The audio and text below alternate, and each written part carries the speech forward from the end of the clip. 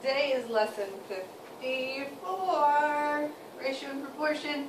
We've got P's, the Q in the exponent place, and then Q, the Q root of P, okay? With ratios and proportions. So we're kind of bringing fractions into the mix, okay? It'll be okay, I promise. I promise it'll be okay. Alright, so the way that we start, we have 3/4, right? And you guys have expanded 3/4 all your life. Not all your life, but a lot of it. So if we have 3/4, we know that 3/4, hold on, 3/4 can be 6/8. It can be 9/12. It can be 12/16. Any of those, right? So this is where I suggest take out your notebooks and we can write down the things that we see. This is what we want to be taking notes on. Anything I write on the board, I should see you put it in your notebook. Okay? So let's practice with that. Anything you see on the board, let's put in our notebooks. Okay? So, one of the things we know with fractions, okay, what we can do is if we had 3/4 equaled something unknown over 8, okay, as you can see up here, we know it's 6, but we need a process to figure out that it would be 6. Come on, open up your notebook and take notes on this. So, our process, we call this process cross multiplication, cross products, okay? So anytime you see something that has two fractions, fraction on one side of the equal sign and a fraction on the other side of the equal sign, we know we have some proportions. So another way to call a fraction is a proportion, okay? Or a ratio, all right? So if you see 3/4, we can call it a fraction, we can call it a ratio, we can call it a proportion, all right? So 3/4 equals x/8. Now our job is to figure out x. And if it was a little more complicated, we wouldn't know it. So everything you see on this board needs to go in your notebook. There should be no doodling on the side. Everything you see on this board, we need to do in our notebook. Okay? So if I have this here, the way I'm going to do a cross product is kind of just how it sounds. I'm going to look across. And it's a product. So I'm going to take 3 times 8, and then I have an equal sign.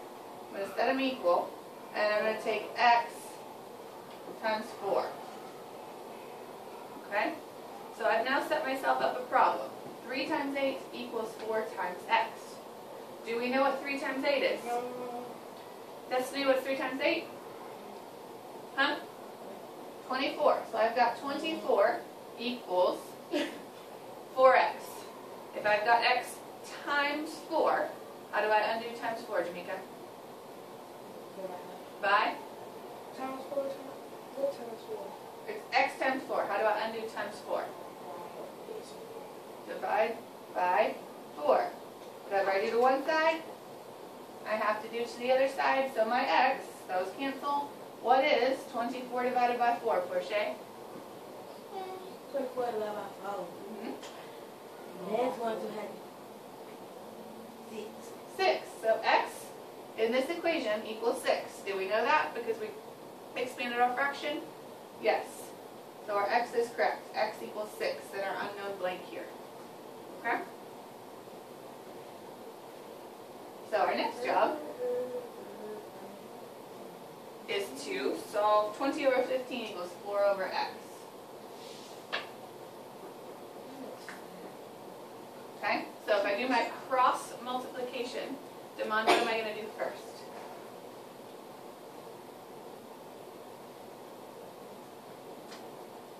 Same thing we did here. 15 times 4.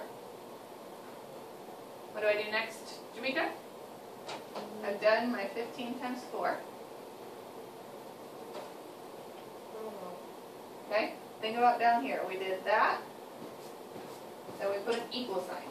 So once we've drawn our cross, we can circle it. Make sure we write it. And then Destiny, what do we do next? because 15 times 4 equals, so I drew my diagonal, I circled, huh? I don't want to know what it actually equals. I want us to write this equation. So I did 15 times 4 and set it equal to my other diagonal, my other cross product. Exactly, 20x. Okay, now 15 times 4, Destiny? 60. So 60 equals 20x. So now, Damon, how do I undo x times 20? How do I undo times 20? By? How do I undo times 20? You gotta give me more than that. Divide by what?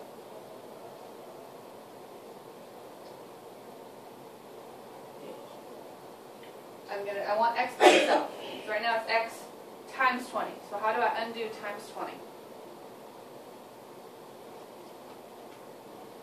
How do I undo times 20? By what though? That's what you gotta finish the whole thought. I can divide all until I'm blue in the face. Divide by 20. So Devon, whatever I do to one side, do to the other. So here my 20s cancel. The easiest way here, you have 2 zeros, so make those zeros go away. If you have a 0 on the end of both of them, cross off that 0. And now Devon, what is 6 divided by 2?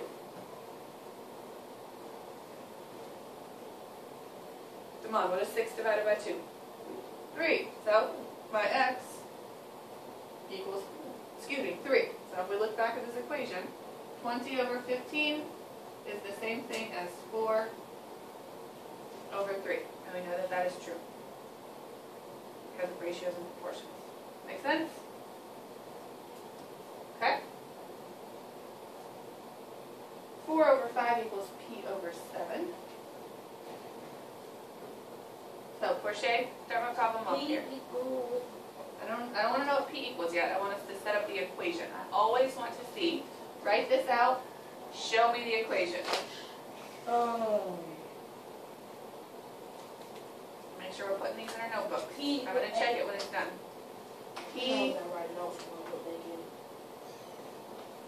Which one though? I want you to see the equation for the cross multiplication. We took this one and made it into this. Over. Okay? 28 at the bottom. Not on the bottom. With 28 at the top. Not on the top. With 28. Where? Right there. Right there. 4 times 7. I want you to write 4 times 7. Show me your this work. part. Yep. 4 times 7. Then what? After I draw this cross, I want you guys to get in this habit. Draw a diagonal. Circle the equal sign. Draw a diagonal. It should look like that. What have I forgotten? 4 times 7.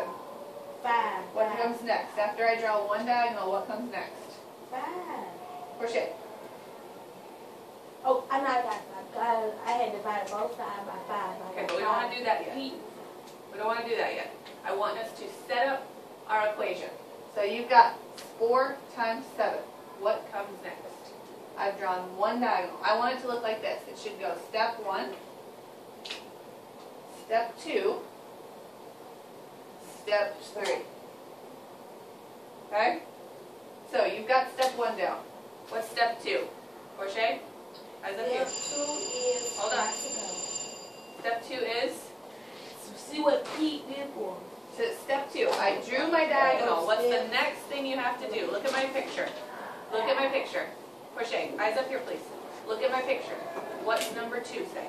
Number 2 say equals. Equals. There it is. I circle my equal sign. And now step 3.